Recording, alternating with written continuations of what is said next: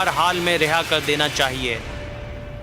कराची से अहम खबर आप तक पहुंचाने पीटीआई रुकन सिंध असम्बली राजा अजहर के घर पर पुलिस का छापा घर पर मौजूद नहीं है। पुलिस ने अहल खाना को किया है और सिंध हुकूमत पुलिस को सियासी मकासद के लिए इस्तेमाल कर रही है। मजीद जान लेते हैं नुमाइंदा बोल न्यूज काशान से। जी मोहम्मद काशान, बताइएगा ये क्या मामला है, क्या कहना है अहल खाना का? जी बिल्कुल रिमशा, देखें तहरीक इंसाफ के रुकन सिंध असम्बली है राजा अजहर, इनके घर पे जो है पुलिस की जानिब से छापा मारा गया है, जबकि घर पर राजा अजहर जो है मौजूद नहीं है। राजा अजहर की जानिब से बताया गया पुलिस ने इनके अहले खाना को हरासा किया है, जबकि उनकी जानिब से एक बयान भी सामने आया है। उन्होंने बताया कि सिंध हुकूमत जो है पुलिस को सियासी मकासद के लिए इस्तेमाल कर रही है।